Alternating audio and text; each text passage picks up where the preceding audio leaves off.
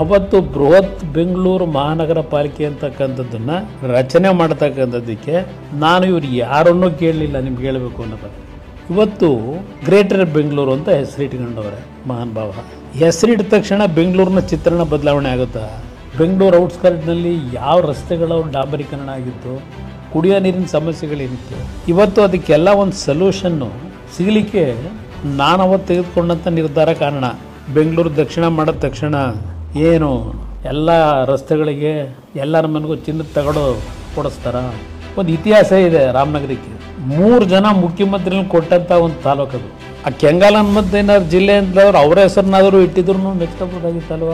ಹರಿಪ್ರಸಾದ್ ಅವ್ರಿಗೆ ಹೇಳಲಿಕ್ಕೆ ಬಯಸ್ತೀನಿ, ಇವತ್ತು ಪರಮೇಶ್ವರ್ ಈ ಸಂಕಷ್ಟಕ್ಕೆ ಒಳಗಾಗಿರ್ತಕ್ಕಂಥದ್ದು ಕಾಂಗ್ರೆಸ್ನ ಪ್ರಭಾವಿ ನಾಯಕನಿಂದಲೇ ಇವತ್ತು ಈ ಪರಿಸ್ಥಿತಿ ಎದುರಿಸ್ತಾ ಇದ್ದಾರೆ. ಆ ಹೆಣ್ಣುಮಗಳು ಅವತ್ತು ದುಬೈಯಿಂದ ಬಂದಾಗ ಆ ಹೆಣ್ಣುಮಗಳು ಈ ಥರ ಚಿನ್ನ ತರ್ತಾ ಇದ್ದಾಳೆ ಅಂತೇಳಿ ಮೆಸೇಜ್ ಕೊಟ್ಟಾರೆ ಯಾರು? ಸಿದ್ದರಾಮಯ್ಯನಿಗೆ ಗೊತ್ತಿಲ್ಲ. ಆ ಹೆಣ್ಮಗಳು ತರ್ತಿರ್ತಕ್ಕಂಥ ಮಾಹಿತಿ ಕೊಟ್ಟಿದ್ದೇ ಆ ಪ್ರಭಾವಿ ಕಾಂಗ್ರೆಸ್ ನಾಯಕ. ಯಾಕೆಂದರೆ ಪರಮೇಶ್ವರ್ ಅವರು ದಲಿತ ಸಮಾವೇಶ ಮಾಡ್ತೀನಿ ಅಂತ ಹೇಳಿ ದೆಹಲಿಗೆ ಬಂದು ದೆಹಲಿ ನಾಯಕರು ಭೇಟಿ ಮಾಡಿ ಅವರು ಪ್ಯಾರಲಲ್ಲಿ ನಾನು ಒಬ್ಬ ಮುಂದಿನ ಮುಖ್ಯಮಂತ್ರಿ ಅಭ್ಯರ್ಥಿ ಅಂತಕ್ಕಂಥದ್ದು ಬಿಂಬಿಸ್ಕೋಬೇಕು ಅಂತ ಏನು ಹೊರಟರು.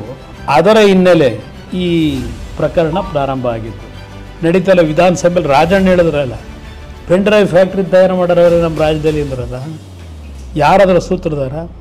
ಅವ್ರ ಮಗನಿಗೆ ಸುಪಾರಿ ಕೊಟ್ಟ ಅಂತೇಳಿ ಅವ್ರ ಮಗ ಈಗ ಕಂಪ್ಲೇಂಟ್ ಕೊಟ್ಟನಲ್ಲ ಮರ್ಡರ್ ಮಾಡಲಿಕ್ಕೆ. ಎಷ್ಟು ಜನ ಅರೆಸ್ಟ್ ಮಾಡಿದ್ದೀರಿ, ಏನು ಆ್ಯಕ್ಷನ್ ತಗೊಂಡು ಏನು ತನಿಖೆ ಮಾಡ್ತಾಯಿದ್ದೀರಿ?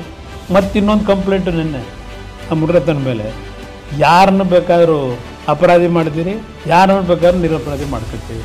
ಆ ಜನೌಷಧಿ ಕೇಂದ್ರಗಳನ್ನು ಪ್ರಾರಂಭ ಮಾಡಿದ್ರೆ ಮಾತ್ರೆ ಆ ಮೆಡಿಸಿನ್ ಕೊಡಲಿಕ್ಕೆ ಅದನ್ನು ಮುಚ್ತೀನಿ ಅಂತ ನಿನ್ನೆ ತೀರ್ಮಾನ ತಗೊಂಡು ಮದ್ಯಪಾನ ಮಾರಾಟ ಮಾಡೋ ಕೇಂದ್ರ ಮಾಡ್ತೀರಾ?